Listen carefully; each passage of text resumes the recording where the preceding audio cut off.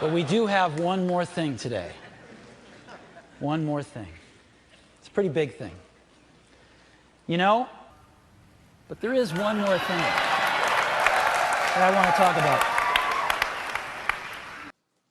But we're not stopping there. We do have one more thing.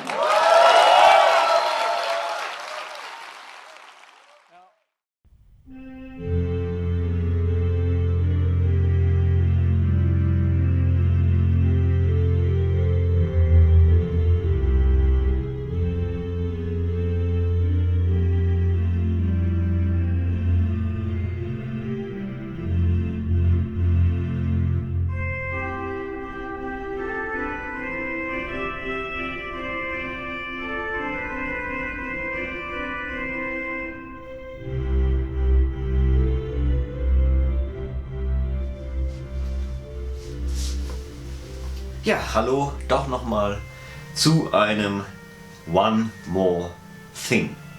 Klar, viele werden wahrscheinlich aufgrund meiner Aussage auch gesagt haben und gedacht haben, okay, jetzt ist diese Orgel erstmal soweit fertig. Er hat alles intoniert, er wird jetzt eine Runde spielen wollen.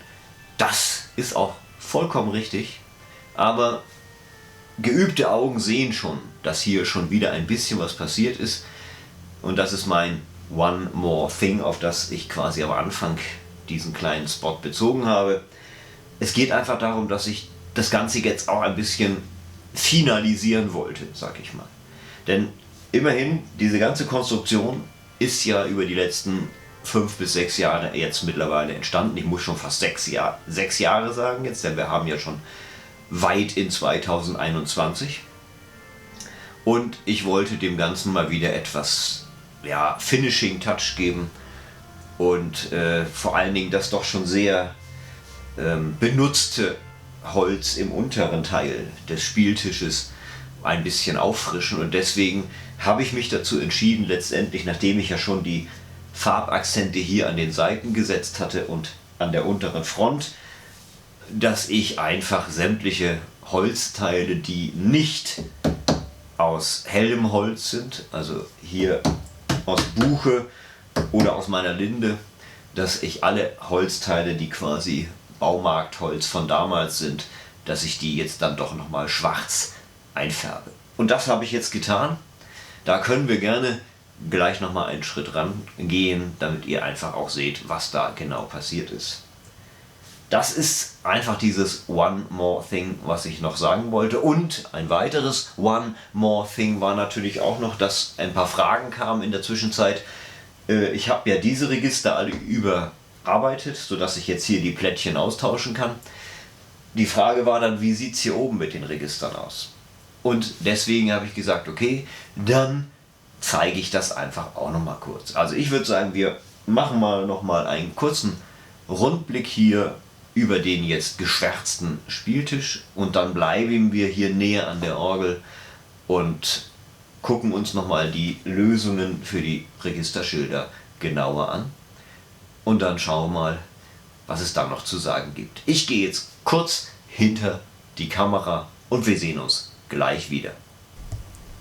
Ja, wir beginnen mal hier an der Seite, da sieht man es schon, die ganze Seite ist jetzt schwarz. Ich gehe mal etwas tiefer, dann seht ihr, dass das auch tatsächlich hier bis runter reicht.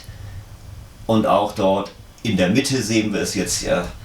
Es ist jetzt wirklich alles schwarz, man sieht dort die Pedalbeleuchtung bis auf den Fußboden herunter.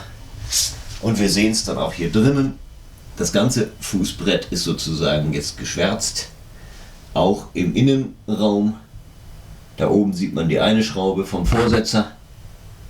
Da hinten sieht man meine ebenfalls seitlich schwarz eingefärbte Schublade.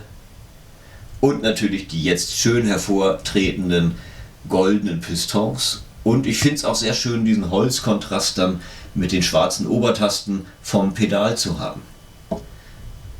Die Bank genauso hat auch eine schwarze Färbung hier bekommen, wie man sehen kann.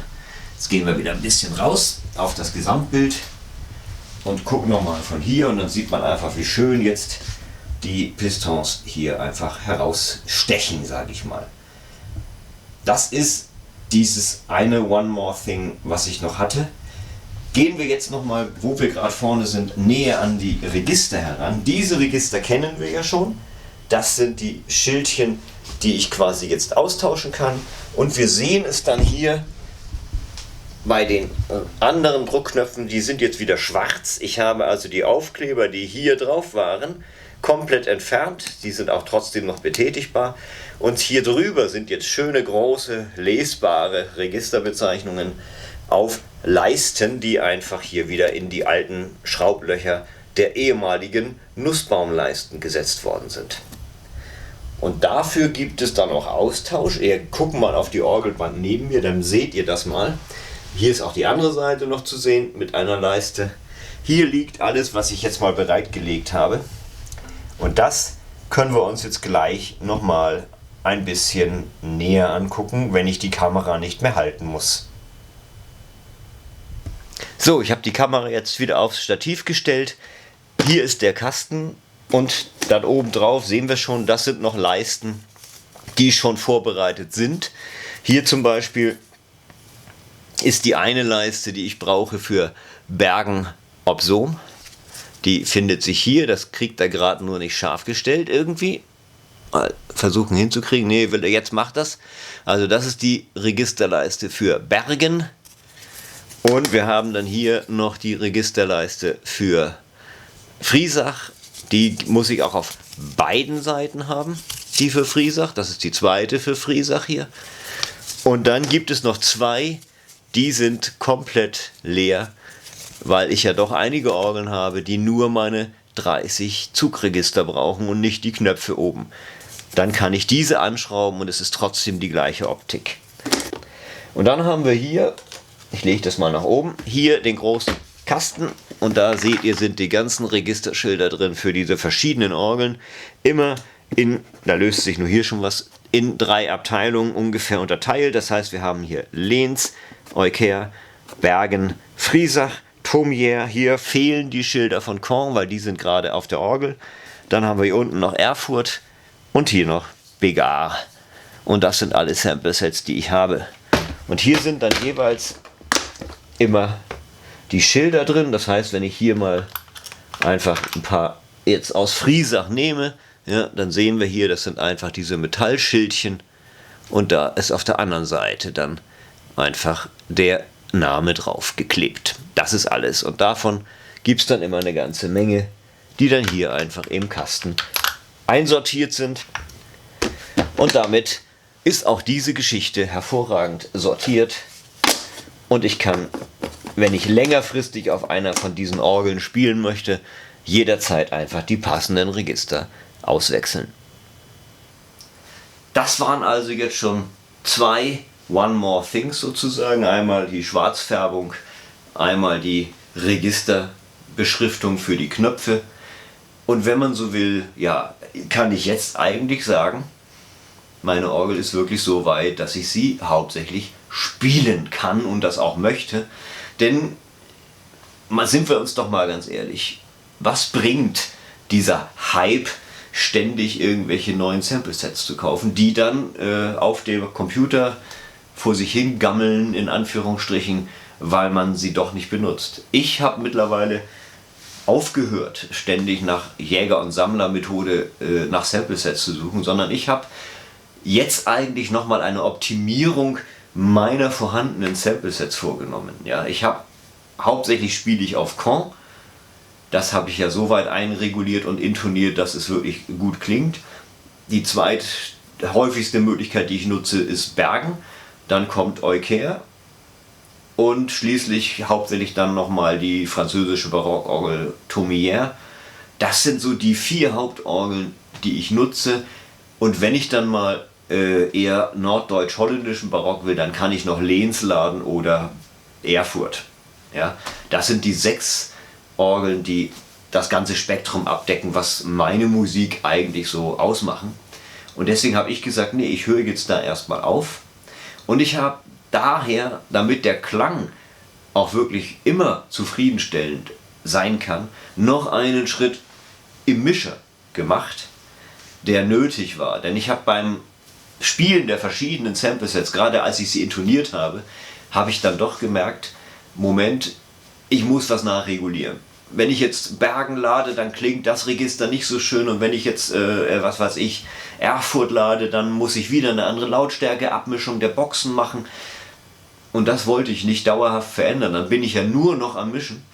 Und deswegen habe ich gesagt, nee, ich nutze, dass ich diesen Mischer jetzt habe, der ja voll digital ist und mehrere Setups speichern kann. Und ich habe jetzt für jede dieser 6 Orgeln ebenfalls ein passendes Mixer-Setup festgelegt und einreguliert, so dass ich im Prinzip, wenn ich eine bestimmte Orgel lade, im Mischer einfach das entsprechende Snapshot, sagt man dazu, lade, und dann weiß der sofort, wie die Einstellung sein soll. Und ich kann davon ausgehen, dass die Orgel, die ich geladen habe, auch so klingt, wie ich sie intoniert habe. Ja, das ist also auch noch eine kleine Anpassung, die ich hier gemacht habe, und das hat wirklich das Klingende auch sehr, sehr gut verbessert für mich. Dadurch ist der Eindruck beim Spielen nochmal eine Runde besser, weil die Orgel sofort authentischer klingt, sage ich mal. Das Einzige, was jetzt noch fehlt, und das ist im Prinzip noch ein One More Thing, der nochmal kommt, das ist ein kleiner weiterer Umbau hier. Ich habe ja, wie man hier sieht, ihr seht hier schon, mein E-Piano ist wieder frei. Ich habe also hier meine komplette Schreibtischecke auch aufgelöst und habe das E-Piano wieder freigelegt, weil ich doch jetzt gerade in den Homeoffice-Zeiten immer häufiger am Schreibtisch sitze, und da war der Tisch mit dem E-Piano drin einfach so hoch, dass ich dauerhaft begonnen habe, Nackenschmerzen zu kriegen, weil dafür war er nicht gebaut. Der war für, ich sitze ab und zu mal am Schreibtisch. Ja, dafür war mein Tisch mit dem E-Piano drin gebaut worden. Das habe ich aufgelöst. Wir können hier gerne mal einen Schwenk machen, dann seht ihr das. Ja. Da ist also jetzt quasi das E-Piano, da steht jetzt der Schreibtischstuhl ein bisschen im Weg. Und dann kommt hier drüben im Prinzip das Setup mit dem iMac und mit einem Schreibtisch, der jetzt hier dann auch noch höhenverstellbar ist. Ja, was mir ganz wichtig war. Also das ist jetzt quasi hier die neue Ecke, die hier entstanden ist. Die ist großzügiger geworden und hat dadurch einfach mehr Übersicht, und das gefiel mir jetzt einfach wieder besser. Ja, das habe ich also im Prinzip aufgelöst. Das war auch noch eine Geschichte, aber das, was auf jeden Fall noch eine Rolle spielt, ist natürlich die Geschichte, das merkt man auch, wenn ich hier in das Mikro von Ferne spreche, dann merkt ihr, dass dieser Raum, auch wenn er klein ist, noch immer einen gewissen Grundhall hat. Das heißt, wir haben von den Wänden, von der Decke, vom Fußboden gewisse Reflexionen, die jeder Raum hat. Und das ist ja auch genau das, was unsere Ohren als Raumeindruck wahrnehmen, sozusagen. Und das ist aber eine Geschichte, die kann beim Spielen jetzt mit dem Sample-Sets durchaus zu Verwirrungen führen, weil natürlich, wenn von hinter mir, also ich muss mal dahin zeigen, weil da sind ja die Lautsprecher hinter mir, oder von oben Klänge kommen, die ich plötzlich von vorne höre, weil sie da reflektiert werden, ja, oder dass mein Klang von hier auch von der Seite wieder zurückkommt. Ich denke immer, habe ich den auf die Boxen gemischt?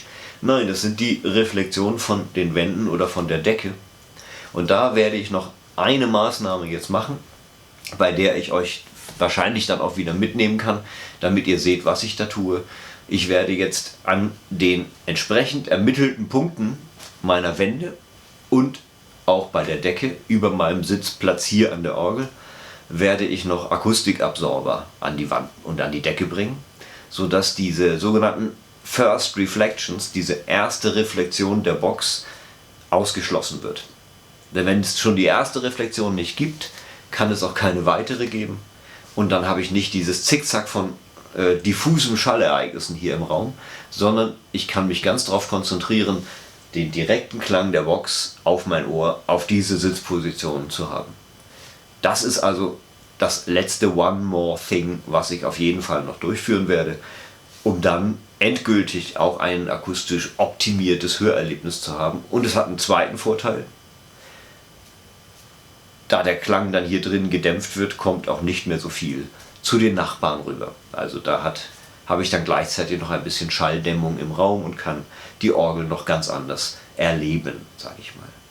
So, das ist eigentlich jetzt schon alles, was hier wichtig war für uns. Das sind diese One More Things, die ich heute für euch im Programm hatte.